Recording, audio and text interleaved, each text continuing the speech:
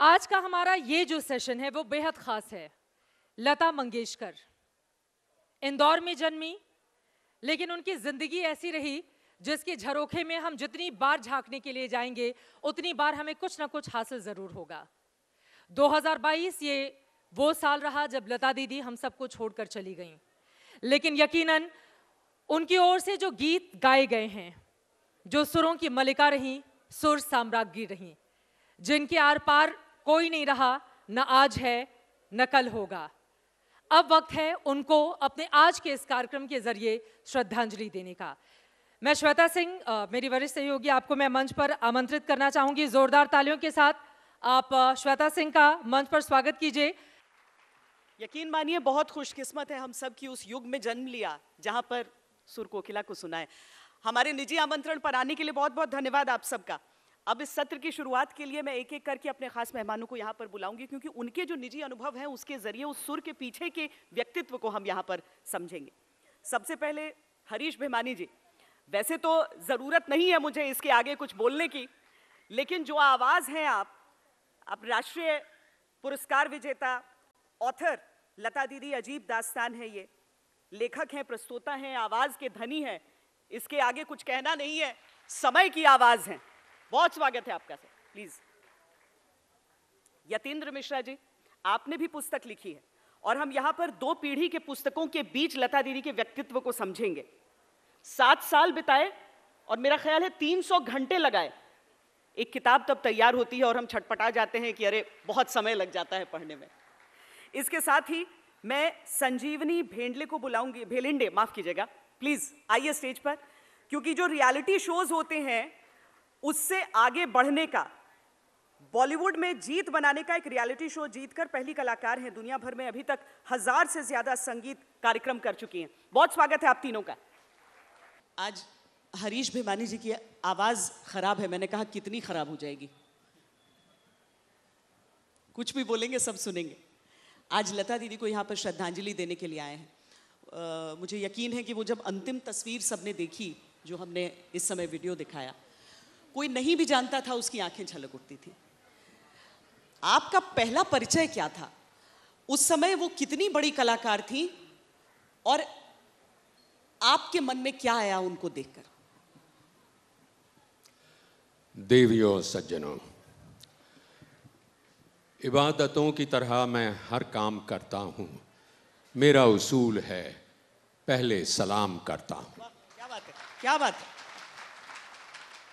ये एक बहुत अच्छा माइक चेक होने के अलावा लता जी की एक छोटी पहचान भी है। लता जी को बशीर बद्र साहब का ये शेर बहुत अच्छा लगता था, केवल इसलिए कि इसमें काम को इबादत का दर्जा दिया गया है। वो हमेशा कहती कि अगर काम आप पूजा की तरह करें तो आप पूरे समर्पण से करेंगे और फिर उस काम का मुआवजा मायने नहीं रखेगा। ये बात और है कि पूजा होगी तो प्रसाद तो मिलेगा ही। आपने पहली मुलाकात, मेरी पहली भेंट पूछी, it's a chapter by itself. क्या ही मंगलप्रद दिन था, क्या मुबारक दिन था कि उसी दिन मैं हिंदी गांधी की डबिंग करके, हिंदी गांधी की शुरुआत मेरी आवाज़ से होती है, तो एक तरफ सर रिचर्ड एटनबरा, उनको मैं नहीं कह सकता था कि जल्दी कीजिए, ये तीसरा टेक ही ठीक है, क्योंकि मुझे मन में तो कहता कि आपसे भी बड़ी हस्ती से मिलने जाना है और मैं वहाँ 1 मिनट भी लेट नहीं पहुँच सकता। अच्छा हुआ 10 मिनट पहले पहुँचा। उनकी पंक्चुअलिटी, उनके पहली बार जब मैंने उन्हें देखा, अपनी गाड़ी से उतरी। अब जाहिर है कि जब आप इतनी बड़ी सेलिब्रिटी से, इतनी महान हस्ती से मिलने जा रहे हैं तो आप एक आध वाक्य कुछ अपने बारे में सोच लेते हैं, कहें कि जो अच्छा भी हो, सुहाना हो, उनको याद रहे। मैं सोच नहीं पाया था। तभी उन्होंने कहा कि अरे आप आ गए, और फिर पीछे घड़ी देखकर कहा, वो आप तो समाचार वाले हैं। उन दिनों मैं टेलीविज़न न्यूज़ कास्टर था और मेरे मुंह से बरबस ही निकल गया कि आप तो उसी सुर में बोलती हैं जिसमें गाती हैं। अच्छा, इतनी सुरीली थी बात करने में भी? बहुत मीठी। अरे वाह। और उनका सुर वही होता था। हरी जी, आमतौर उस पे समय बोलने का और गाने का कितनी अलग उम्र होता है। उनकी रही होगी जब आपकी पहली मुलाकात हुई उनसे? जी। उस समय उनकी उम्र कितनी थी? 49 साल की हो चुकी थी। जी। और मुझे तो सच कहें तो परीक्षा के तौर पर बुलाया गया था। एक बड़ा ही मुश्किल कॉन्सर्ट करना था, वो भी कोल्हापुर में। अब कोल्हापुर की कन्या 22 साल के बाद सुपरस्टारडम हासिल करने के बाद जा रही है, तो वहाँ मेरा क्या काम? वहाँ तो कितने सारे मराठी गाने वो गाएंगी, और मराठी मुझे इतनी अच्छी आती नहीं कि मैं बोल सकूं। लेकिन मैंने उनसे 2-3 बातें कही कि लता जी, मुझे नहीं पता मैं क्या कर पाऊंगा, मगर जाहिर है कि जब भक्त को भगवान बुलाए तो भक्त कहाँ ना कहेगा, वो तो ज़रूर जाएगा। तो मैंने कहा कि मैं इतना जानता हूँ कि मुझे ये 3 बातें आपके कॉन्सर्ट को एंकर करते हुए नहीं करनी चाहिए। जैसे उसमें शेर व शायरी ना हो, उसमें लतीफ़े ना हो, उसमें उस गीत के बारे में या गीत का नाम या संगीतकार का नाम ना हो। तो शांति से उन्होंने सुन लिया। मैंने कहा देखिए, मैं शर्तों के तौर पे नहीं कह रहा मैं। तो तब रिहर्सल चल रहा था, गाने का अंतरा गा लिया, फिर मेरे तरफ मुड़ के कहा, बहुत अच्छा हुआ आपने ये मुझे बताया, क्योंकि यही 3 चीज़ें मैं शर्तों के रूप में कहने वाली थी। यानी कि तब मैं आश्वस्त हो गया कि जिसे कहते हैं we are on the same page, हम उसी धरातल पर थे। तो लेवल प्लेइंग ग्राउंड जिसे कहेंगे। लेकिन उन्होंने कहा कि आपने कहा ना कि मैं क्या करूँगा, मैं सिर्फ प्रयत्न करूँगा, आप प्रयत्न कीजिए, बाकी मुझ पर छोड़ दीजिए। तो एक इतनी आसानी से एक धरातल पर ला दिया। ऐसा नहीं कि मैं इतनी बड़ी हूं, तू छोकरा था। मुझे ब्रॉडकास्टिंग में आए हुए अभी 1.5-2 साल 3 साल हुए होंगे, बिल्कुल नया था। लेकिन उन्होंने ऐसा कर दिया कि आपका काम उतना ही महत्वपूर्ण है जितना मेरा है। तो मेरा ख्याल ये एक बहुत ही शुभ बहुत बड़ी शुरुआत चीज होती है। यतीन जी, आपने जब उनसे भेंट की, वो तो और आगे का, मैंने जैसे कहा कि ये 2 पीढ़ियों की किताबें हैं जो एक ही व्यक्ति के बारे में लिखी गई हैं। मैं जब पहली बार लता जी से मुखातिब हुआ, 76 साल की हो चुकी थी, और मेरे फादर को जानती थी, एक पारिवारिक परिचय था, और पहली मुलाकात उनसे उदयपुर में हुई थी मेरे पिताजी की। तो जब मेरे फादर ने बताया कि आपका बहुत फ़ैन है मेरा बेटा, और बचपन से आपके गाने कलेक्ट करता है, सुनता है, तो उन्होंने नंबर लिख के दिया कि ये इस नंबर पे कहना मुझसे बात करे। तो मैंने बहुत ही उत्साह में, रोमांच में फ़ोन मिलाया।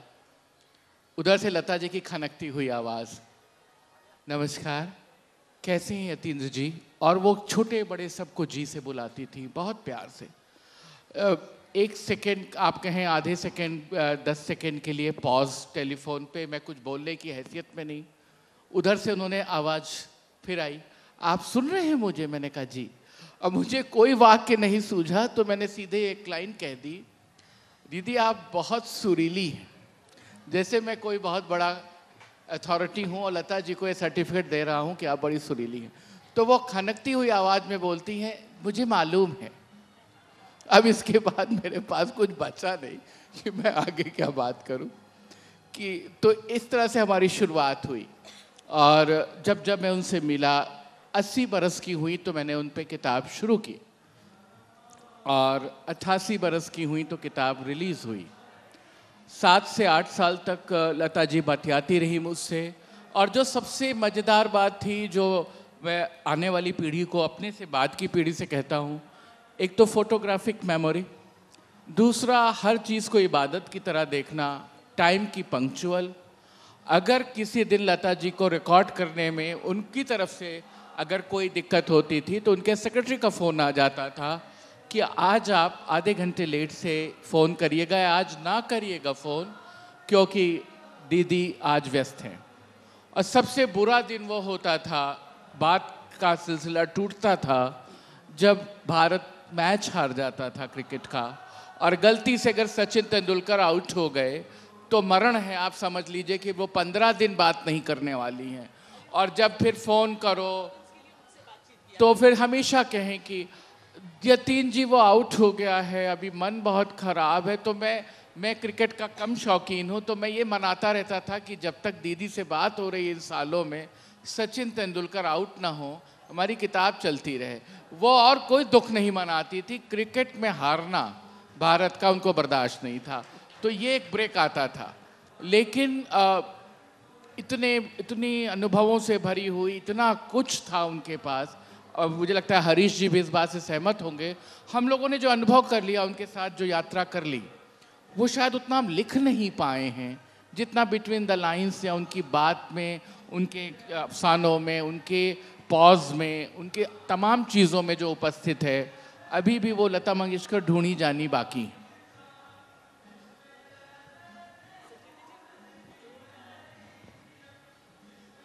Hello. Give my voice here in this monitor, please. I can't hear.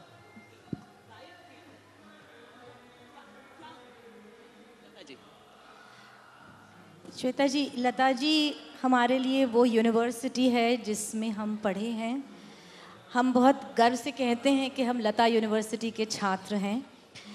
4 minute के गाने में गाने की स्टोरी कैसे बयां करना कोई लता जी से सीखे, और गीतकार के कैनवस में म्यूज़िक डायरेक्टर जो स्केच बनाता है उसमें भावों का, जज्बात की शेड्स की छटाएं जो करती हैं वो चित्रकार हैं लता मंगेशकर।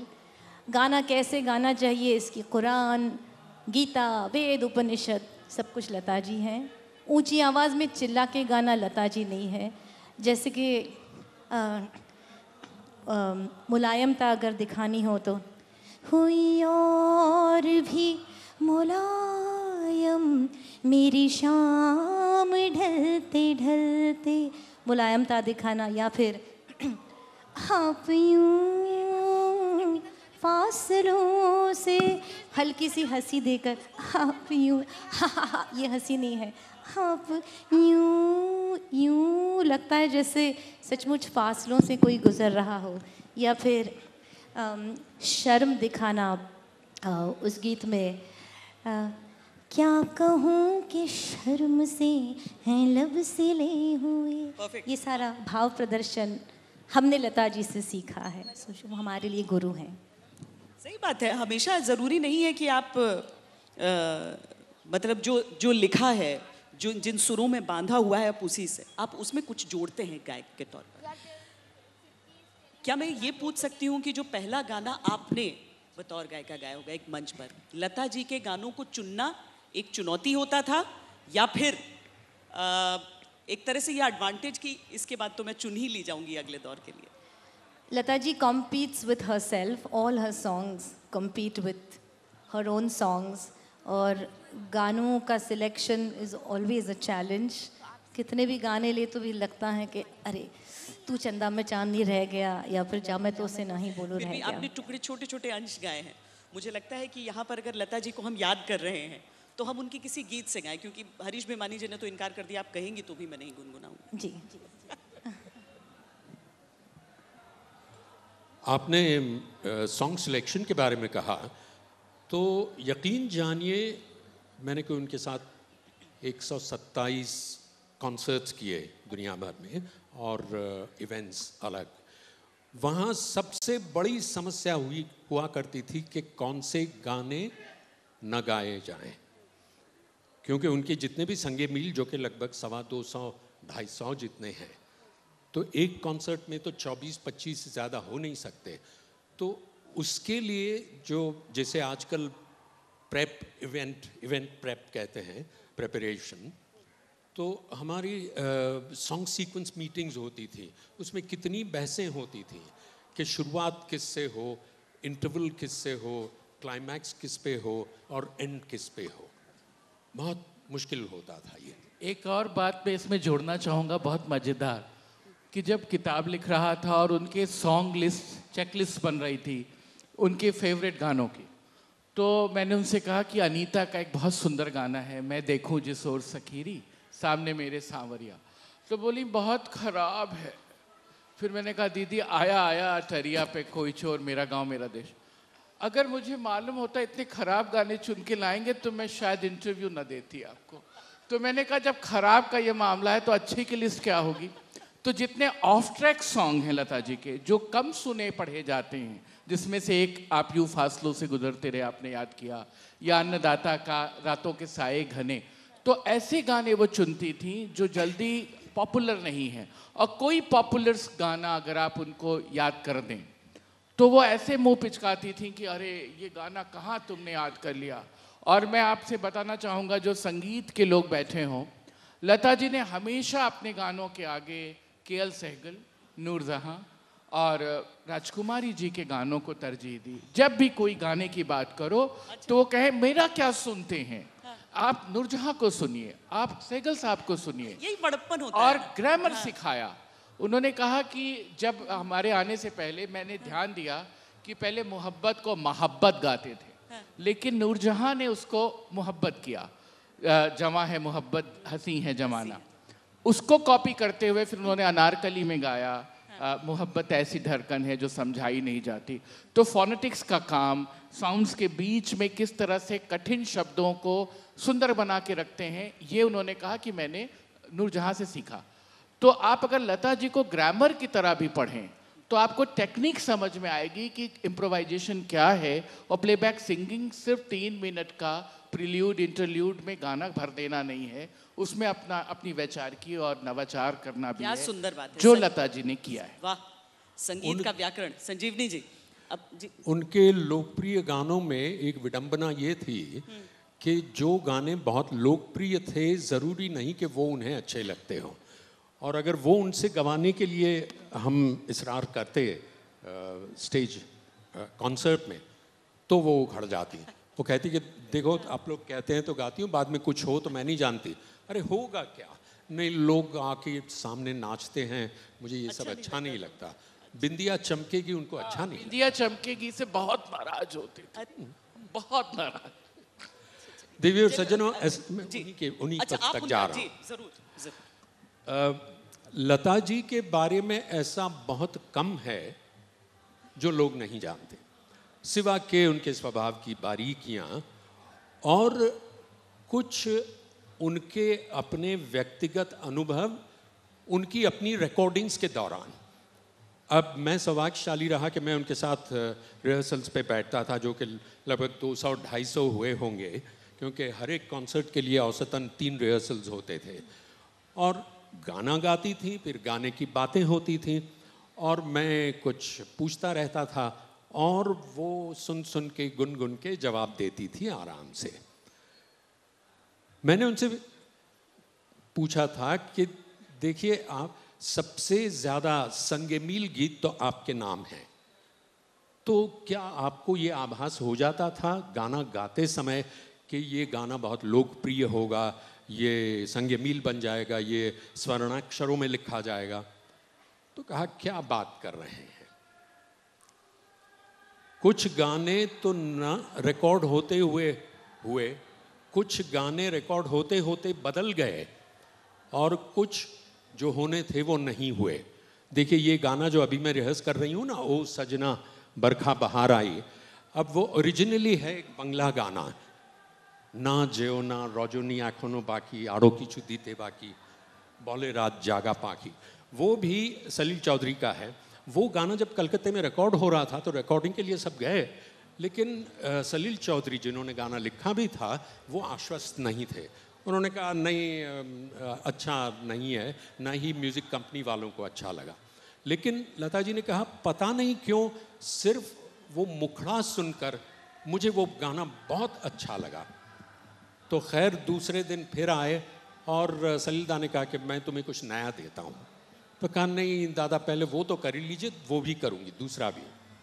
और उन्होंने तभी के तभी 2 अंतरे लिखे, तभी के तभी अरेंजमेंट की, ऑर्केस्ट्रेशन किया और वो गाना हुआ। और फिर वो परख में बिमल रॉय ने लिया और वो गाना ये था जो अब संजीवनी जी हमें। Can I stand please? जी जरूर। सो द ओरिजिनल जो था वो था না যেও না রজনী এখনো বাকি আরো কিছু দিতে বাকি বলে রাত জাগা পাখি না যেও ना। मुझे लगता है ओरिजिनल से जब शैलेंद्र जी ने हिंदी में गीत लिखा तो बहुत आसान होता अगर वे लिखते ना जाओ ना, लेकिन उन्होंने ओ सजना लिखा है जिसमें जेओ ना का जो काफिया है वो जारी रखा है उन्होंने। तो इसमें लता जी की जो कोयल है ना आवाज़ में उनकी इंट्रिंसिक कोयल वो इसमें नज़र आती है।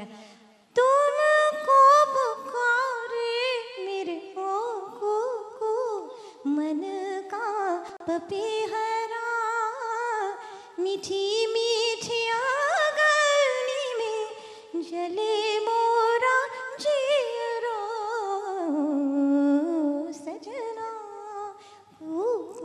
पूरे गाने में चलती है इनकी आवाज़। मैं आपको ट्रैक के साथ गीत सुना देती हूँ। सिद्धि चेक इफ दिस प्लेइंग। क्या बात है, बहुत खूब, बहुत खूब। Thank you. यतीन जी, आपने ये तो बताया कि उनको क्या क्या नहीं पसंद था, कि बड़े बुरे गाने आप लेकर गए थे, पर उनको कोई ऐसा गाना जो उनको पसंद था अपना? मुझे लगता है कि लता जी जिस तरह से बनी हैं, एक रिग्रेट रहा उनको जीवन भर कि मैं शास्त्रीय संगीत ठीक से गा नहीं पाई, उसकी तालीम नहीं ले पाई। अच्छा। ये हमेशा कहा उन्होंने। मैंने जब भी पूछा कि आपका अल्टीमेट आपकी वॉइस क्या है, क्या चाहती थी आप अपने जीवन से, बड़े गुलाम अली खां की तरह गाना चाहती थी, ये कहती थी। और अगर आप उनकी पूरी क्रोनोलॉजी देखें तो पहले तो पिताजी से शुरू किया, पूरी धनाक्षरी सीखा 6 साल की उम्र में, हिंडोल जय जयवंती सब। फिर अमानत अली खां देवास वाले और अमान अली खां भेंडी बाजार, फिर पंडित तुलसीदास शर्मा से सीखा। जो मैंने समझा 10 सालों में उनसे बात करते हुए, उन्होंने तमाम जगहों से चीज़ें बटोरी। किसी गाने में वो उस्ताद बरकत अली खां की तान ले रही हैं, मेरा साया की ट्यून बन चुकी है, तू जहाँ जहाँ चलेगा मेरा साया साथ होगा। और गलती से मदन मोहन जी और लता जी चले गए हैं एक कंसर्ट सुनने उस्ताद अमीर खां का, और वहाँ नंद में गा रहे हैं ढूंढो बारे सैया तुम्हें सकल बन बन। लौट के आती कहती इसको नंद पे बना दो। वो कहती हैं तुम्हारा दिमाग खराब है, अब हम उस्ताद अमीर खां की बंदिश पे बनाएंगे। तो बोले मेरे दिमाग से जा नहीं रही है बंदिश, अब मुझे नंद ही बैठा हुआ है। और बाद में लता जी और मदन मोहन जी फिर उसके प्रभाव में आकर के तू जहाँ जहाँ चलेगा गाती। हमेशा कहती थी कि केसरबाई केरकर की तरह की आवाज़ होनी चाहिए। और गानों में जो गतियाँ हैं, जो इलेक्ट्रीफाइंग मैनर है, 3 मिनट में जो स्पार्क दिखता है, वो यामिनी कृष्णमूर्ति के डांस की तरह होना चाहिए। कि मैं यामिनी जी को देखती थी तो एक स्टेप से दूसरे स्टेप में जैसे वो फ्लाइट लेती हैं, आप लता जी की फ्लाइट देख लीजिए। मैं उनको अंतरों की गायिका कहता हूँ।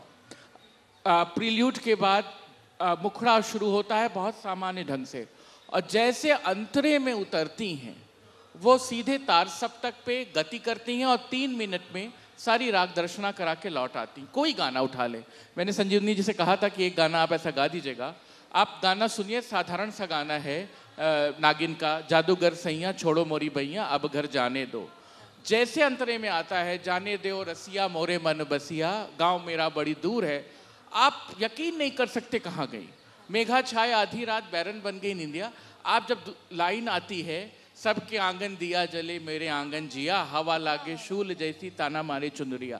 मतलब गानों के उदाहरण क्या कहें, जो भी गाना उठाएं लता जी बिल्कुल ऐसी चपल गति से जाती हैं। और जो पहले बाइयों को ये मुकाम नहीं हासिल था कि उनके गाने रिकॉर्ड में नहीं आते थे, तो 3 मिनट में आपको राग दर्शना करानी है और बाद में अपना नाम बोलना है, my name is Gauhar Jaan, my name is Janki Bai छप्पन छोरी। तो वो जो 3 मिनट का 78 RPM का खेल था 40s का, लता जी फिल्म म्यूजिक में 3 मिनट में पूरा पूरा राग स्पष्ट कर देती हैं। अगर किसी नए बच्चे को भीम पलासी सीखना है तो वो जा कर के नैनों में बदरा छाए सुन ले और उसको स्वरूप बढ़ाएंगे। आपको बाहर सुनना आपको पता लग जाए, आपको पटदीप सुनना आपको पता लग जाएगा। लता जी वहाँ खेल करती हैं। और जब अपने पसंद के गानों में आती हैं तो सिर्फ नॉन फिल्म मीरा भजन पे आके रुक जाती हैं, चला वाही देश, और या फिर पपीहा रे प्यू की बानी ना बोल। मैंने उनसे कहा कि आपका मीरा भजन जो है हृदयनाथ जी के म्यूजिक में, उसमें सबसे सुंदर है सखीरी लाज बैरन भई। तो बोली है तो बहुत अच्छा, लेकिन बहुत दर्द है उसमें। और मैंने कुछ गाने चुने थे, मैं उनसे डिस्कस कर रहा था। दुनिया में हम आए हैं तो जीना ही पड़ेगा, या औरत ने जन्म दिया मर्दों को, मर्दों ने उसे बाजार दिया, या मिट्टी से खेलते हो बार बार किस लिए। तो बोलती हैं कि ये सब गाने इतने दर्द भरे थे कि मैंने इसी तकलीफ में फिल्में नहीं देखी। साधना फिल्म उन्होंने देखी नहीं कि औरत ने जन्म दिया मर्दों को गाने के बाद वो बहुत दुखी हो गई। ये जो बचपना था ना उनमें, ये हाँ। बातें उनके दिल को छू जाती थी। संजीवनी जी, क्या आप वो गीत गाएंगी जो वो बता रहे हैं यतीन्द्र जी? जादूगर सैया अंतरों में अगर आप दिखा दें, सुनकर वो अंतरे वाली बात लोग ज्यादा समझ पाएंगे। वो दिखा दे, चाहे तू जहां जहां दिखा दे, जो आपको ठीक लगे। मतलब आप जाएंगे जब संजीवनी जी को सुन के, आप सुनिएगा।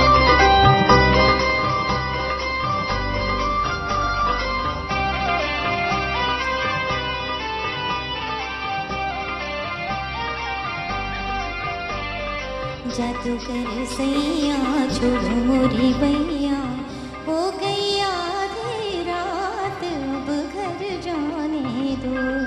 फीका फीका कजरा टूटा हुआ गजरा कह देगा सारी बात, अब घर जाने दो।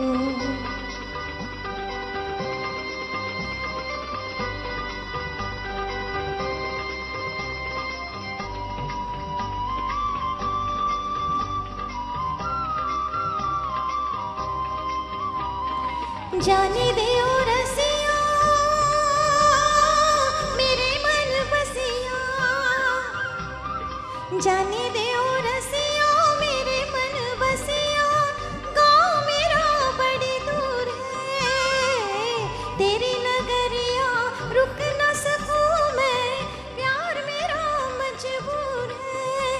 जंजीर पड़ी मेरे हाथ, अब घर जाने दो। जादूगर सैया छोड़ो मोरी बैया, हो गई आधी रात अब घर जाने दो। हरी जी, आप दोनों की पहली मुलाकात में लगभग एक तरह से कहूँ तो 3 दशक का फासला था।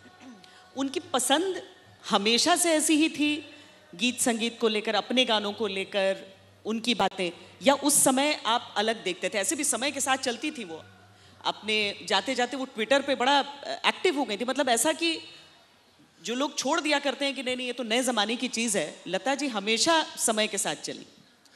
मैं ये नहीं कहूँगा कि उनकी पसंद समय के साथ बदली थी, उनका टेस्ट वही रहा, बल्कि आज के संगीत इनटू कोट्स यानी कि पोस्ट 90, जिसके बारे में पुराने संगीत गोल्डन ईरा वाले बहुत कहते हैं कि ये कौन सा संगीत है।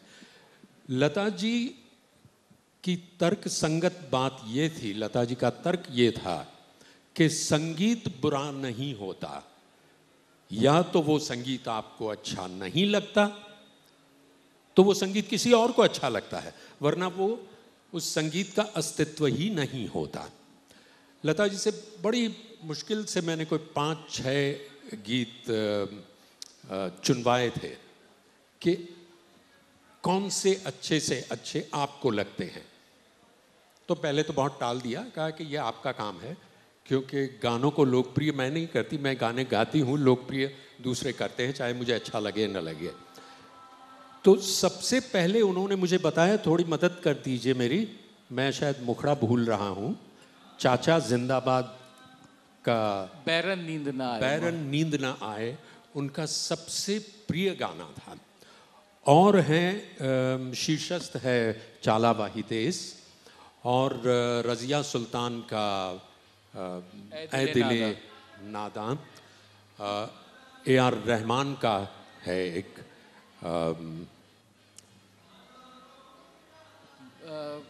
लुका छिपी, ओ पालनहारे, नहीं वो नहीं, जिया जले। जिया जले।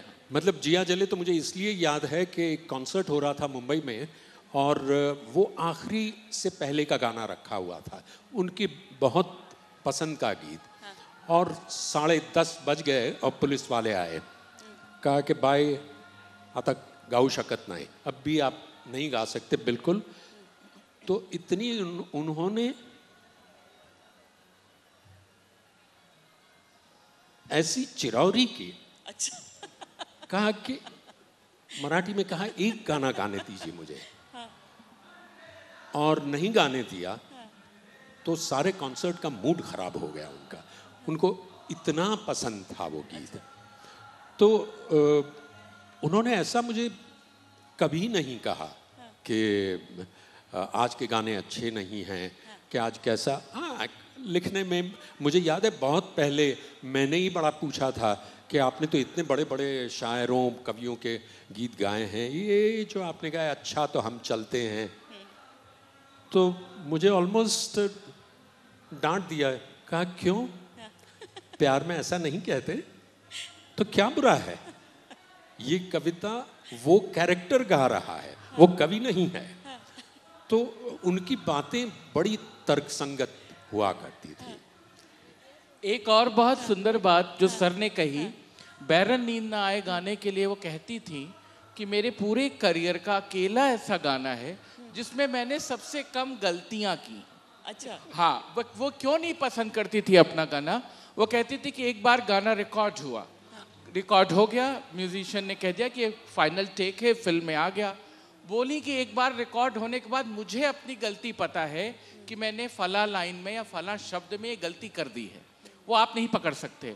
और वो परमानेंट गड़बड़ हो गया। तो कहती दुख ये था कि जब भी उसे बाद में कंसर्ट में गाना है तो उसी गलती के साथ गाना है, वो आप नहीं पकड़ सकते, वो मैं पकड़ती हूँ, इसलिए उनको खटकते थे। अच्छा। सिर्फ बैरन नींद ना आए के लिए कहती थी कि ये इसमें, वो भी तारीफ में नहीं कहती थी, पसंद था क्यों कि मैंने इसमें शायद सबसे कम गलतियां की हैं, ये उनका परफेक्शन था। अब हम इस अपने सत्र के एक छोटी सी रिक्वेस्ट जी, लता जी से, आपका एक फेवरेट गाना सुनना चाहेंगी, छोटा सा, पूरा नहीं, ऐ दिले नादा। जी बिल्कुल। उसी के साथ हम समाप्त करेंगे अपने इस सत्र को, उससे सुंदर क्या होगा।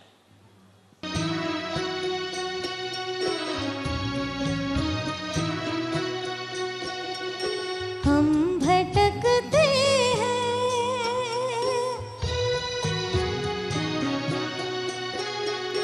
क्यों भटकते हैं दश्तो सहरा में,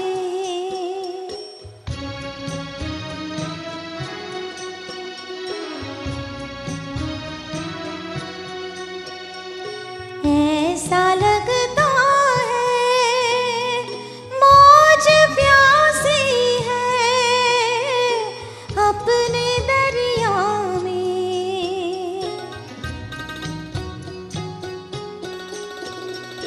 कैसी उलझन है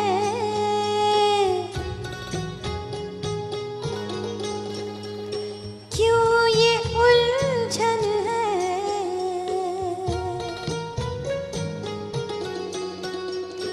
एक साया सा रूबरू क्या है, ऐ दिल नादान, ऐ दिल नादान, आरज़ू क्या है, जुस्तजू क्या है।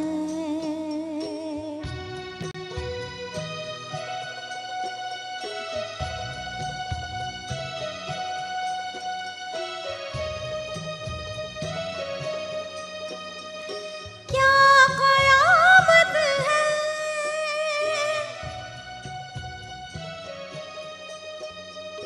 क्या मुसीबत है,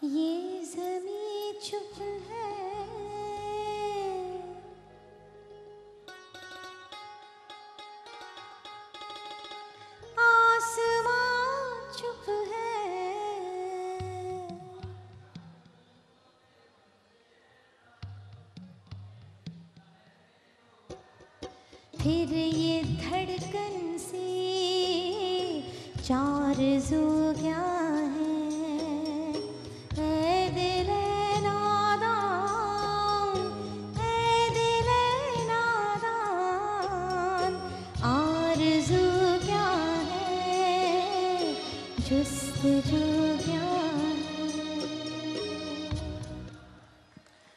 उस पुण्य आत्मा को प्रणाम जिसे पीढ़ियां एक संगीत की देवी सरस्वती के अवतार के रूप में हमेशा हमेशा याद रखेंगी। बहुत बहुत धन्यवाद आप सबका, बहुत धन्यवाद। देवी और सज्जनों, आप सबकी ओर से, कैमरा के उस पार जो बैठे हैं वो और हम सबकी ओर से मैं उन्हें कहना चाहूँगा, लता जी को, कि देखिए हम आपको कितना याद करते हैं। आप भी हमें मत भूल जाइएगा, जल्द वापस आइएगा, बस छोटा सा संकेत दीजिएगा, हम समझ जाएंगे। नमस्कार।